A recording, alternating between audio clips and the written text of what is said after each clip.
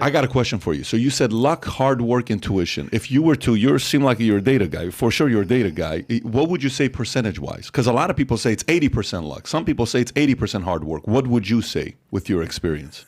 I don't know, 60-40 to be different. 60 luck? Hard work. 60's hard work. The harder you work, the luckier you get. Okay, so fine. That's the truth. And then where you put intuition? Very important. In my case, it was paramount importance.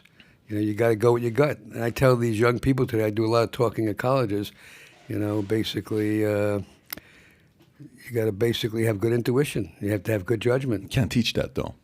No, but listen, all throughout life, we all have setbacks, and what makes a success is how you handle the setbacks. I've had my setbacks, and I came roaring back. What's your biggest one? Well, I hired a guy at a Goldman who turned out to be a crook and violated the Foreign Corrupt Practices Act and implicated the firm. We knew nothing about it. The government is a bunch of criminals because they try to, you know, they don't want to know the truth. They just want to basically embarrass you. Mm-hmm. And I had to fight through that, and I won in the end, but it was a very, very difficult situation, very costly. I had $1 billion of capital left the firm, but, you know, we came back. That's the comeback. So, question in regards to capitalism. You've been around for a while, and you've seen how media presents the wealthy. Socialists are not a new thing. They've been around for a while. They've been doing this for a while. I saw one of your quotes in this article with, what do you call it, with WAPO that you did and the other gentleman that did the interview, which I thought it was pretty fair. You said one quote here. You said, capitalism has flaws, but socialism has no benefits. Well, I quote Winston Churchill. He said, the main vice of capitalism is the uneven distribution of prosperity. Mm-hmm. The main vice of socialism is the equal distribution of misery. One of my other heroes in life is Ken Langone, who's one of the finest human beings I've ever met. He really is. Fabulous guy. If you haven't read his book, you got to read it. I love capitalism. I read it. Yeah. I read it. You know, he and I have a lot in common. His father was a plumber in Long Island. My dad was a plumber in the Bronx. And I think the world of Ken. And Ken says he'd like to take his private plane and fly these young kids that think socialism is superior to capitalism to Venezuela and Cuba and see what it's all about. I went to Cuba about 6 or 7 years ago on a mission. And, you know, it takes 3 hours to get from the suburbs to downtown to get to their work because they have no organized transportation system.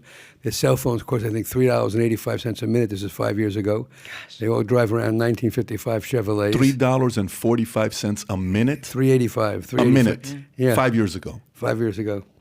And they can't afford it. And the only capitalists in the country are the hookers. Wow. I lived in Venezuela. I mean, I was witness to the craziness before Chavez came on, and you know, there's something to be said about, you know, how desperate people get when there's an inequality divide in the United States like there is, but that's not the solution. Not the solution at all. You know, what's changed though? What I'm trying to find out with you is, so 25 years Goldman, 25 years Omega. 1966 is when you took the job offer with $12,500 with 15% rate growth. Over 5 years, you make $25,000, and I'm assuming you made it. I made $180,000 in the fifth year. Great. So ninth year, they have that big, you know, you become a partner, $40 million, and then $1.8 billion. You've been through the whole ride as you went through, and then start your own company. The relationship between the capitalist and media and the youth, there's always been a relationship, right? There are more poor people than rich people, and the politicians like to play that up. Yep. I had this battle with Elizabeth Warren, who I consider a politician in the worst sense of the word. So I gave a speech at a conference about 3 or 4 years ago, at a time when she was running strongly in the polls, and the moderator asked me, what do I think the market would do if Elizabeth Warren won? And I said, we'll go down 20%. Next day, not knowing anything about me, she tweets, Leon, I'm only looking for 2%. There's the wealth tax, which is complete bullshit. Give others a shot at the American dream. So I think long and hard, and I decided to tell you, Michelle Obama made a comment, when they go low, we go high. And I sent her a very, very good 5-page letter, which I recommend if you don't have, you get it. Yep. In fact, it was so good that Larry Summers, who's a liberal economist and a very bright man, calls me up and says, you know, if you submit that paper in a class I gave at Harvard, I give you an A+, not an A+. What does she write? Next day, doesn't address anything I wrote in the letter, which was very respectful, very balanced. I told her we all got to work together to fix the problem.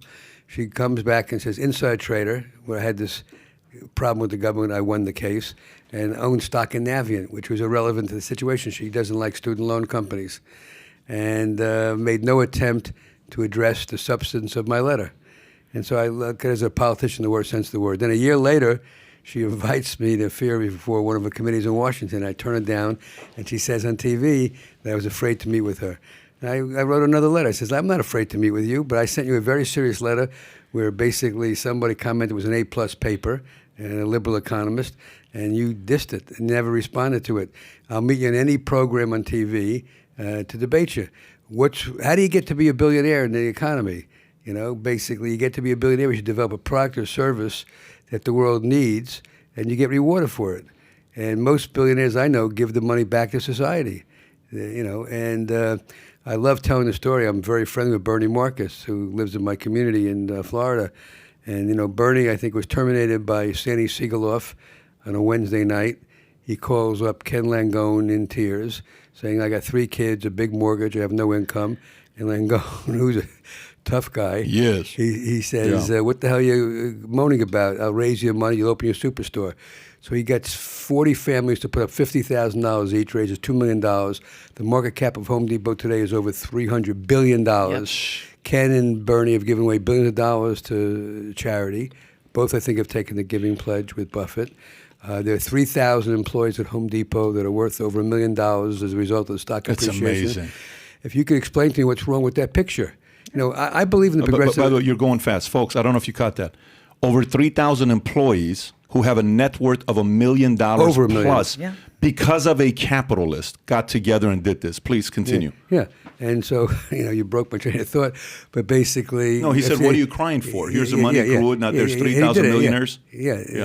But basically, I'm saying, if you tell me what's wrong with that picture, the world is better off because of Bill Gates, Jeff Bezos, and Larry Ellison, and Bernie Marcus. They're amazing employers. You know what's crazy in that book? I love capitalism. I recommended it to a lot of people. There's a story he tells. I want to say Ken's dad died at 62 years old, maybe 63.